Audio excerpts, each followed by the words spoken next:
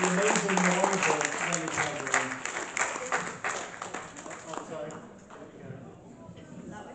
I can't believe you all stayed. You must be exhausted. We all wanted Wendy's and not the restaurant. These are the diehards, Wendy. Die-hard fans, They, yes. they don't need none of that sleep or, anything like that. They're here and they're ready. They're ready. Great, great. Thanks for being here. We're mainly going to talk about the war games because Yeah. I'm actually paying attention to the program. Yeah. But I thought I'd rewind for a minute and talk about how when you were cast on Doctor Who in the first place, did you know it was going to be an ongoing role? Did you think it was only going to be one story? How did that come together? I think it was a short contract. I can't remember it being for one story, but it was definitely a short contract. My contract was definitely renewed whilst I was in. So, yes, I think they edged their bets or hedged their bets.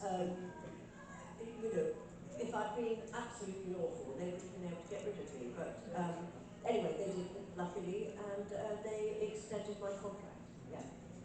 And at what point did you and Patrick and Fraser decide that this was going to be that you were leaving at the end of the season? Oh, I think I said yesterday that Pat's partner, Bunny, was very keen that he should move on, stop being the Doctor for a bit.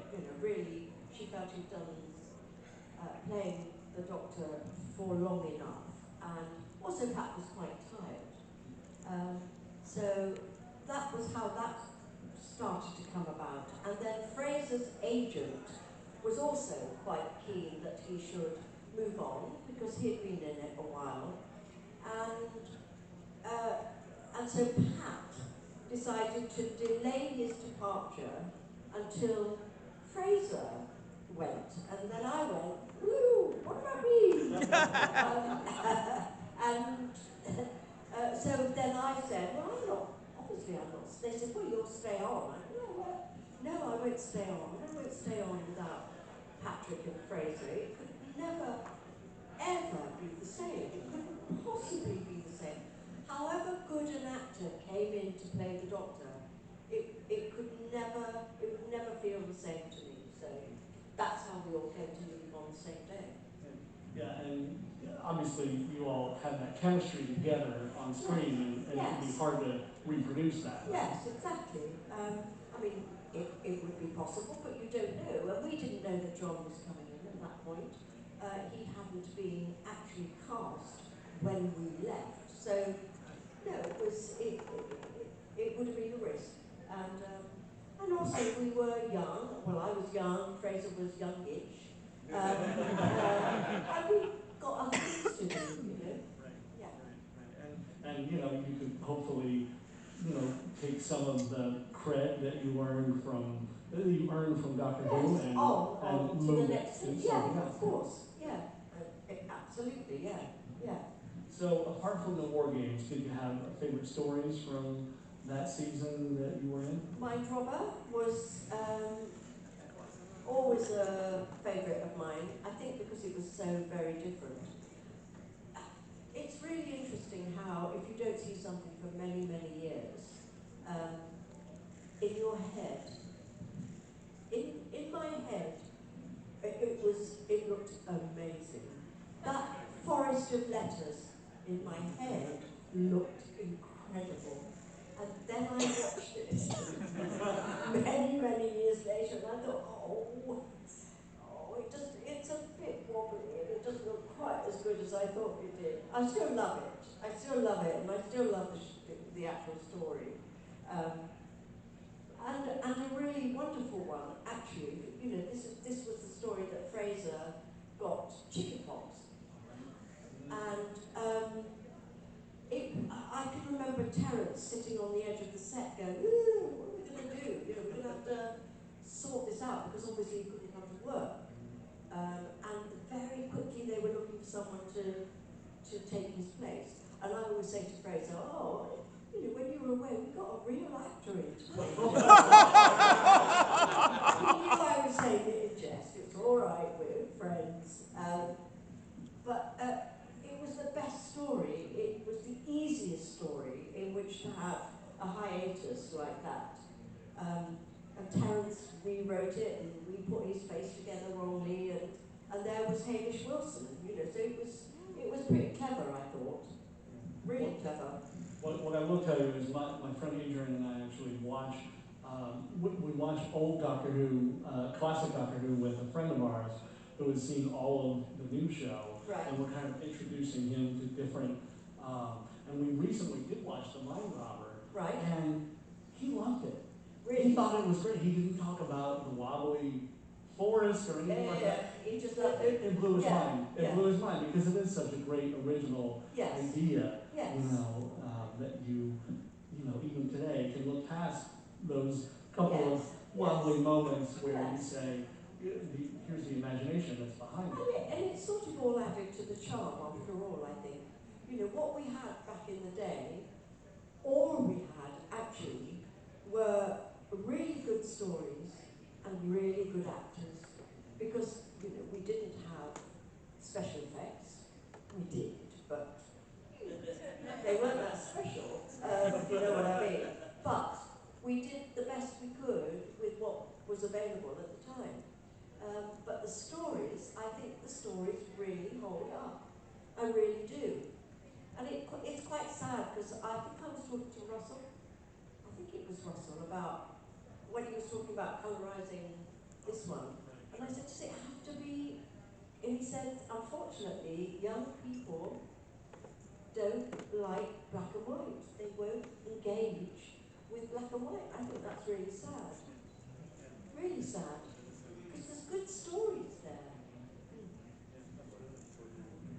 So knowing that as you got near the end of the season, knowing that all of you were leaving, what was the mood behind the scenes, you know, in those stories amongst the three of you and everyone else?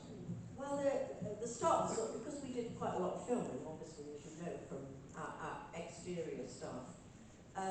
That was fine, we were plodding along with that.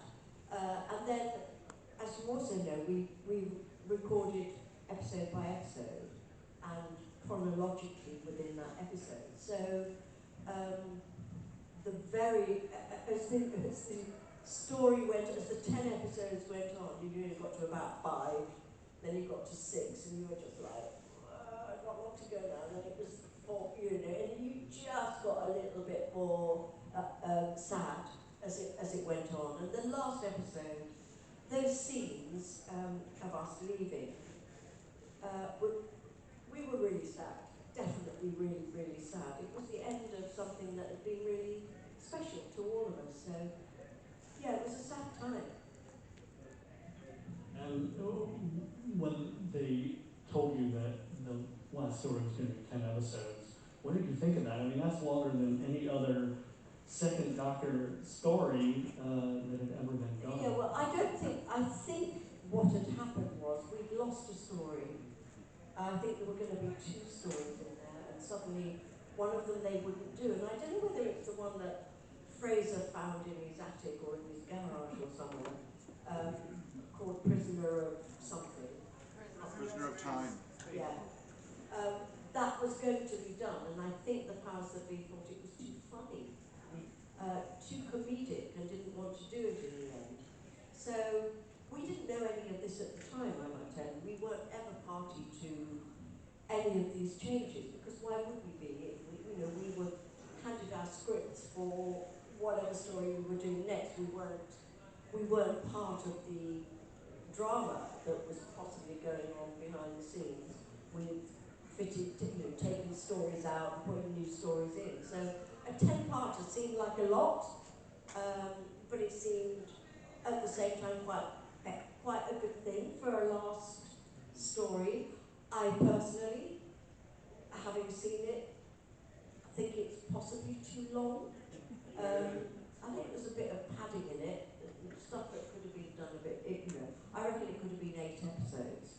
But when I say that, most people disagree with me, so what do I know? But I did think it was a bit too long. Yeah. There's a lot being captured, escaping, Being being captured. recaptured again, Escaping. escaping, being captured by we somebody can do a else. lot of that. Yeah, you yeah. can probably cut a couple of those Yeah, out yeah, at least, two or three of those. definitely. You know, pare that one down. But, Yes. you know, do you have favorite scenes from the war games? Either ones that you were in or ones that you watch now and you think those are really cool scenes? I don't think I do really. I think the interior scenes were pretty good. The actors were good. I mean, there were some really, again, I'll tell you what I think from having watched it, the short version, the other night, Friday night, is how brilliant Patrick was in that last episode. Particularly the last episode. I thought he was absolutely wonderful. Enough to make me cry the other night. I thought he was really touching. And the other actors as well. I thought the Time Lords, I thought they were all great. Those MCs, I thought were pretty some of the best I've seen. Yeah. Yeah, and I know during the watch-along, you particularly liked the scene where Zoe gets to smash the vase over the guy's head.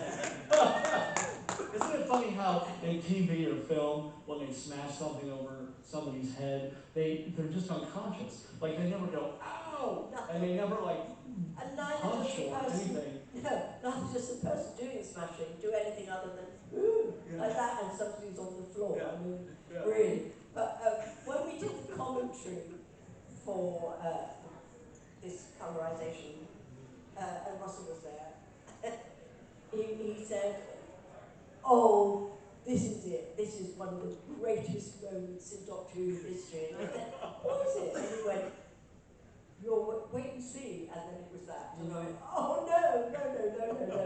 He said it's brilliant. He absolutely loves it." Somebody said the other night, maybe it was Joshua, that this is one of Russell's favorite stories. Yes. From the classic series. Well, that's why it made up his mind it was 90 minutes, or he'd been advised that it needed to be 90 minutes, and that it needed to be in colour. And it is one of his favourite stories, and he was just really wanted to get it onto mainstream television in 2025. And that's what he did. He accomplished his mission, and it was lovely. It was really lovely. And the actual work that went into it is extraordinary. It took them over a year to do. I know they did a one before, which was the Daleks, and I don't know what that was like because I haven't seen it. And I don't know whether you like it or not. I don't know. But it's a lot of work. The commentary that goes along with the box set of the recording, or the recording, is really interesting. Really interesting. We've got three guys that did all the work. The guy that did the colorization, which I think is incredible.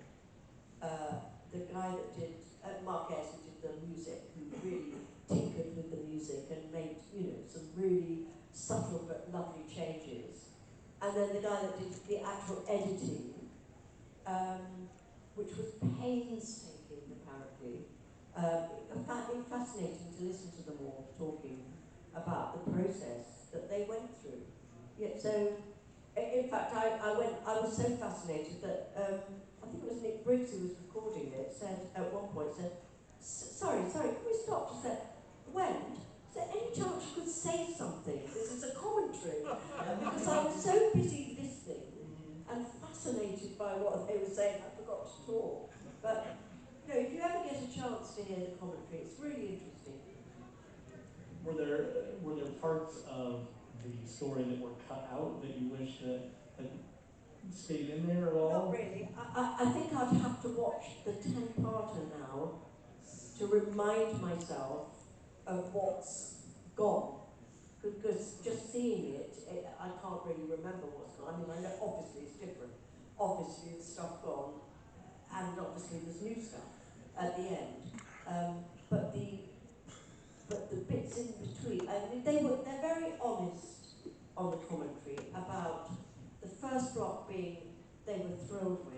last block of it all they were thrilled with, and there's a little bit in the middle that they realised they just didn't get it quite right. And they did the best they could in the time they had, but they know that it's not quite as good as they would have hoped it to be. Yeah, having watched it, the whole 10 parts again, preparing for this panel, the parts that are mostly cut out are the resistance fighter parts, where Yes. you know they're traveling into different zones and they're building the resistance army from Yes. all of the different armies, Yes. all of the soldiers who aren't part of the conditioning, and a lot of that is cut out. So but Yes. which is a shame, but you can understand how you can put a story together without that. Yeah, if Without all if you're going to cut 10 episodes down to 90 minutes, then stuff's got to go, and it's a tricky one. And I found it really interesting about how some of it they turned into like voiceovers and showed other scenes. So you kind of like managed to do two scenes at the same time. Yes. Where you would have a voiceover that originally wasn't a voiceover, and then you would show like Jamie being captured or something else, and they condensed it down that way. I'm gonna have to listen to this commentary. That sounds really good. Yeah, no, it is. It's really interesting. Yeah, how we put it all together, for sure. I wanted to ask about Carstairs and Lady Jennifer, who were in there, and they were romance. They were like major supporting characters. I mean, they were almost like two additional companions in a way. Do you have any specific memories of working with David Saville or James Sherwin? Yeah, I mean, they were both absolutely delightful. Actually, I went out to dinner with David Saville. But no, they were both lovely. Jane was Derek Sherwin's sister. Yeah, sister. I'm right in saying. Sister or wife? I Oh, always thought it that's was now wife. you've but- thrown me.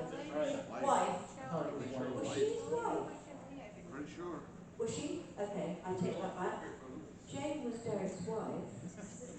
Edit that part when you have the video. Edit that part. Oh, I know why I think sister, because she had a brother who was the floor manager, and he lived round the corner from me. That's where I got that mixed up. Yeah, she was lovely, really lovely, and I only ever met her once since we did it at a convention, a sort of signing. But she was absolutely delightful. And David, it was lovely, really lovely. We did quite an interesting, I always thought he had quite an interesting voice. But they were like a little romance, it was lovely. But whether that comes over so much in this one as it does in the 10-parter, I don't know. But yeah, it was nice. Yeah, there's definitely the part where Carstairs says, can I go back and maybe find Lady Jennifer? And they're like, oh, that's really sweet. Romance on his mind there. He's like, well, what's going to happen after this?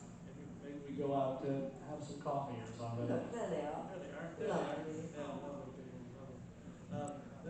I mean, it was a really large cast over the 10 episodes. Were there any other actors from that large cast that you have specific memories of working with that stand out? All of them actually. Ed Brayshaw, James Bree, Philip, Maddock. They were all top. That's what I think I mean when I say those last scenes with those actors. They were just, I thought, exceptional. Yeah. And Pat in the middle of it all. Yeah, really good. Thanks to Billy, by the way, for slipping me this. Necklace thing there. Why not? I packed it. I thought about getting the war chief, kind of Oh, side yes, person thing. I just couldn't find a barber in time that would do it for me, but I did consider it. I wonder what my wife would think about that if I came home with the sideburns. There you go. There you go. I mean, that's a fashion plate right there. Actually, that's a great picture to put up because I was going to ask about the style of the sets and the costumes in this story. Especially the headquarters. Well, what's for the interesting? warlords. Yeah, it's really interesting to associate what I'm seeing in colour with what it was in real life, say to me, what's it like to see yourself in colour? And I was like, I've always looked at colour. Just look in the mirror. But our sets weren't like that. You know, they weren't red and white stripes. But I can't, it's difficult for me to remember what they were like. I really liked them. I mean, I think they looked amazing. Yeah, I mean, there's just so many, like, groovy 60s kind of feel to it, you know, with the you know, bullseye thing, and Yeah, the black and the definitely. glasses. Yeah. You know, those groovy, like, you know, glasses that are the pluses, Yeah. and those are fab. Yeah, those are great.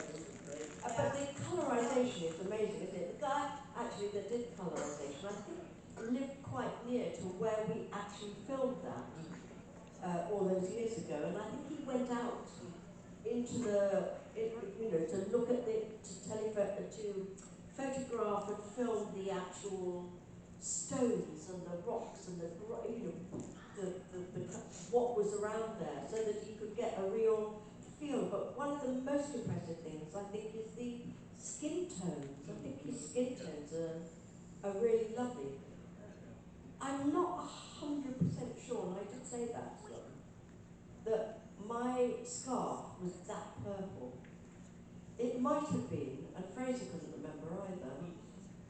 It just seems a little bit too purple to me, but it might well have been like that. And they had photos from those times, so they did have a point of reference for the colours. Even if it wasn't that purple, I bet they chose it so it would really pop, you know, on screen. Yeah. So. I mean, look at those sets. That looks amazing. Yeah. And that would have been probably just silver and, you know, colours, but nothing like as vivid and vibrant as those. Really nice.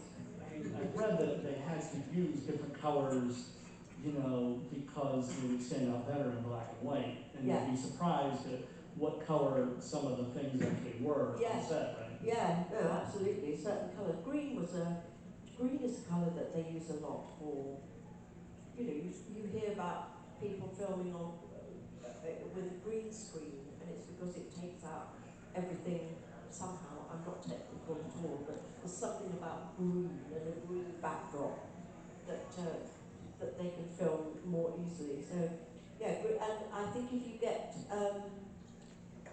you get quite pink cheeks for your face, makeup artists have a little sort of green powder that they can put on, and it kind of not dissolves the colour, but it sort of softens Diffuses. the colour, diffuses the colour.